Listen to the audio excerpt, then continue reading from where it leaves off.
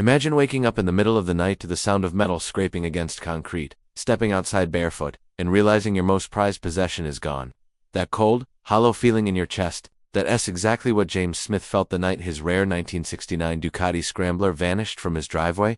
At first, he thought it was stolen, but the truth was worse. His bike hadn't been taken by thieves, it had been towed. Not by police, not by city officials, but by a smug, power-drunk HOA president who thought she could treat a black man's property like garbage. What she didn't know was that James Smith wasn't just another homeowner. He was the kind of man whose calm silence carried more power than her entire board combined, and her act of arrogance was about to start a fire she couldn't put out. James was a man who valued peace, privacy, and respect. He wasn't one of those chatty neighbors who hovered around gossip circles or compared lawns at block barbecues. He paid his HOA dues, followed their endless list of rules, and expected just one thing in return: to be left alone. But that peace shattered the morning he opened his mailbox. Inside was a crisp letter printed on the HOA's pompous letterhead, filled with self-importance and condescension. Mr. Smith, it has come to the board's attention that your motorcycle, currently visible in your driveway, does not meet our community's aesthetic standards. Please remove it from public view within 72 hours to avoid further action. James read it once, twice, then a third time.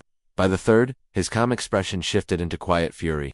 They'd called his Ducati an unsightly vehicle. Unsightly. This wasn't just any bike. It was a masterpiece, the Golden Tank 1969 Ducati Scrambler. Polished to perfection, chrome shining like liquid fire under the sun. A piece of history. And yet, these suburban self-appointed rulers had labeled it an eyesore. At first, James laughed it off. Maybe some overzealous volunteer was just overstepping. But the more he thought about it, the clearer it became. This wasn't a mistake. It was deliberate. It was about power, not aesthetics. And James Smith, a man who had fought for every inch of his success, wasn't about to bow to anyone's false sense of authority. So when the next HOA meeting rolled around, James showed up not to argue, but to make it clear he wasn't someone to push around. The board was already seated, 6 people who thought managing lawn heights and mailbox colors made them royalty. At the head of the table sat Susan Whitmore, the queen of arrogance herself. She was draped in pastel colors, pearls around her neck, smiling like a woman who'd never been challenged in her life. She didn't even look up when James walked in. That told him everything. He stepped right up to the table, the folded letter in his hand. "Let's talk about this," he said firmly. Susan finally raised her head, her voice calm but dripping with superiority. "Mr. Smith, we're in the middle of..." James dropped the letter in front of her. "My Ducati," he said. "What's this nonsense about removing it from my driveway?" Her fake smile returned. "That's a violation of community standards," she said smoothly. "We have to maintain a certain image here, an image that doesn't include motorcycles." James asked, his tone flat.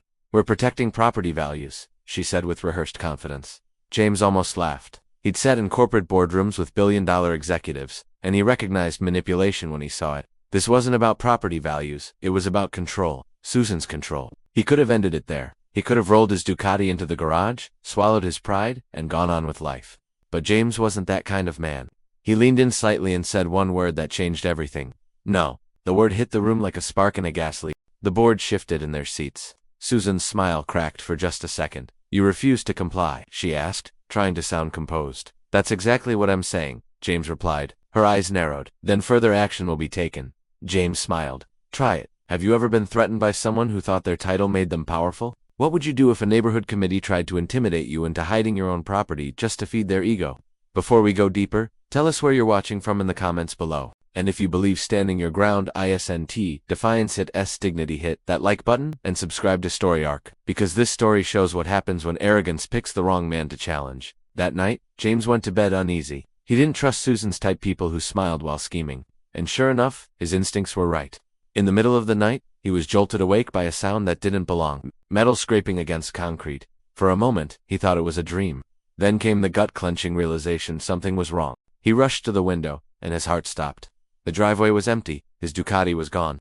He ran outside, barefoot, scanning the dark street. No broken glass, no alarm, no break-in. It didn't make sense unless it had been towed, and only one group had the arrogance to do that. The HOA. James's hands shook with fury as he called the local impound lot. "A 1969 Ducati Scrambler," he said sharply. "Gold tank. Was it brought in tonight?" The man on the phone yawned, typed, and said, "Yeah, that one came in a few hours ago." James's voice went cold. "Is it in one piece?" Silence. Then hesitation. "Depends on what you mean by one piece." 15 minutes later, his truck screeched into the lot. What he saw through the chain-link fence made his blood run cold. His Ducati crushed, twisted, broken. The golden tank dented inward like it had been stomped, chrome scratched and bent. The front wheel turned at an impossible angle. It looked like it had been thrown from a truck, not towed. A short man appeared beside him, looking bored. "That's how it came in," he muttered. "You let them tow it like this?" James demanded. The man shrugged. "HOA called it abandoned property. We just picked it up." Abandoned. The word stung. That bike wasn't just a machine, it was part of his story. Something snapped inside James. He'd always been calm, composed, the kind of man who let insults roll off his back. But this wasn't small. This was theft. This was destruction. This was personal. And what Susan didn't know, what nobody in that community knew, is that James Smith wasn't just a homeowner. He was the CEO of Ducati North America. And Susan Whitmore had just messed with the wrong man. The next HOA meeting was packed. James walked in calm and silent, the kind of calm that made people nervous. The board members were pale, whispering nervously, but Susan still had that smug look, sitting tall like nothing could touch her. "I hope you understand now, Mr. Smith," she said sweetly. "This is a community, not a junkyard." She'd just called a $500,000 Ducati junk.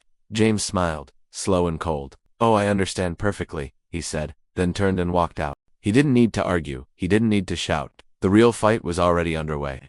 That night, he made one phone call to Ducati's legal division, and when a global corporation finds out that a neighborhood association illegally seized and destroyed one of their historic Collector S bikes, things move fast. By morning, the legal documents were drafted. By noon, they were filed. And by the end of the week, the HOA received a thick envelope on expensive corporate letterhead, a $1.2 million lawsuit for theft, property damage, and unlawful seizure. The moment it landed on Susan's doorstep, panic spread through the board like wildfire. Suddenly, the people who once hid behind HOA rules were hiding behind lawyers.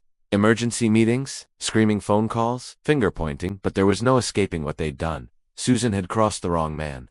At the next meeting, her hands trembled as she waved the lawsuit papers in the air. "This is insane," she shouted. James sat across from her, calm as ever.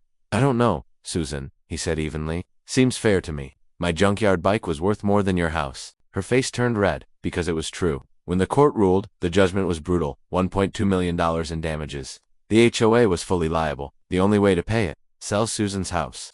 When the movers came, the whole neighborhood gathered to watch.